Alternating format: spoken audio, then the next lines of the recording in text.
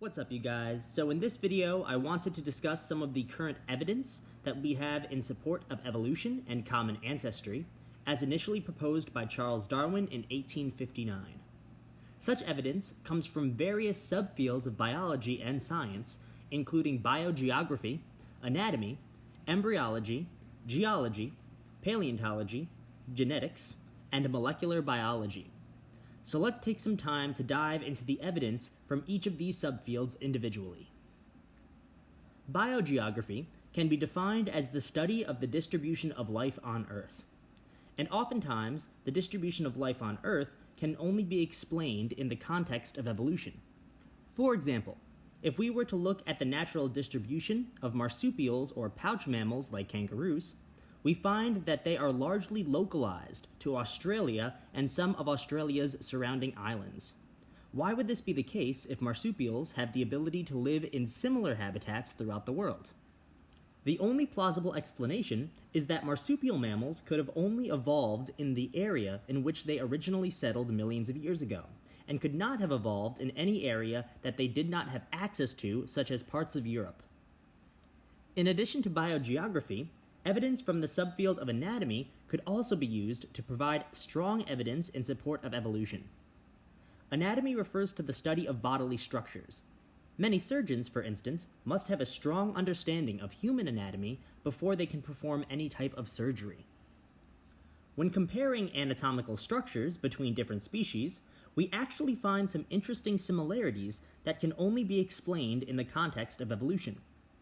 For example, if you were to observe the bones in your forearm, you would see a general pattern of one bone, two bones, many bones, with a single bone in your upper arm, two bones in your forearm, and then many bones in your wrist and hand. This same underlying pattern can be seen in many other vertebrates, such as cats, bats, and even whales. Looking at the foreleg of a cat, you can see that the underlying pattern is still one bone, two bones, many bones, but these structures are adapted for running and walking as opposed to grabbing things.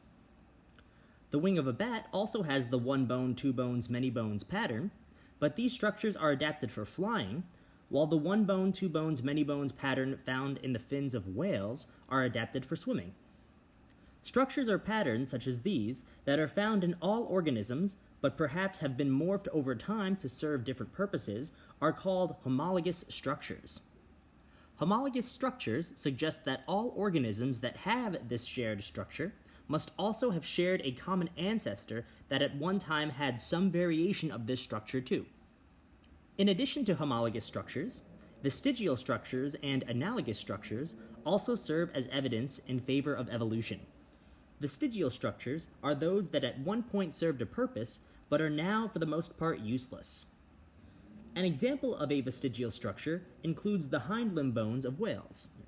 If you were to look at a whale, you wouldn't really see hind limbs because whales are aquatic and therefore do not need hind limb bones to walk on land. That being said, they still have miniature hind limb bones buried within their body tissue that they do not use, but that suggests that at some point they had an ancestor that did have these hind limb bones for the purpose of walking on land. Analogous structures, on the other hand, are those that share a similar function but a different origin on the body. An example of this includes wings, which can be found on the backs of insects or as modified forelimbs in organisms such as bats. Wings for these species are used for flight, but because flight is in many cases beneficial to the organism's survival, it makes sense that wings and flight would have arisen in various ways and been selected for by natural selection. Evidence for evolution also comes from the subfield of embryology, or the study of embryo development. Looking at embryos of different species, we can really start to see the relatedness between them. For instance, the embryos of fish, reptiles, birds, and humans are largely indistinguishable, and they all contain features that can only be explained in the context of evolution and common ancestry. For example, fish start developing gill slits and tails very early in development, which makes sense since they need gills and tails when they are fully developed. That being said, however, we also see gill slits and tails form in reptile embryos, bird embryos, and human embryos, even when reptiles and birds don't end up developing functional gills, and humans don't end up developing functional gills or tails. Therefore, these structures only make sense by concluding that all animals alive today share a common ancestor that was once a prehistoric fish. Geology, or the study of the Earth, can also provide evidence in support of evolution through radiometric dating experiments. Radiometric dating is a technique that scientists can use to determine the age of rocks or certain specimens, and with this technique, scientists have predicted that Earth is about 4.5 billion years old. This gives support to the theory of evolution by natural selection, because evolution is known to be a very slow process, which could only occur over long periods of time. Geological data therefore suggests that Earth is old enough for this long, slow process to have occurred. Paleontology, or the study of fossils, has also provided some pretty conclusive evidence in support of the evolution and common ancestry of all species. Fossils are remains or imprints of organisms that have lived in the past, and the fossil record has provided us with countless pieces of evidence of prehistoric organisms, such as dinosaurs, that are no longer alive today. Additionally, transitional fossils have provided us with evidence of organisms that were largely responsible for making a major transition in the historical evolution of species. For example, the discovery of the Tiktaalik rosé fossil in 2004 was the first evidence of one of Earth's first amphibian species to make the transition from water to land. As a final note, the subfields of genetics and molecular biology each provide perhaps the most conclusive evidence in support of the theory of evolution and common ancestry.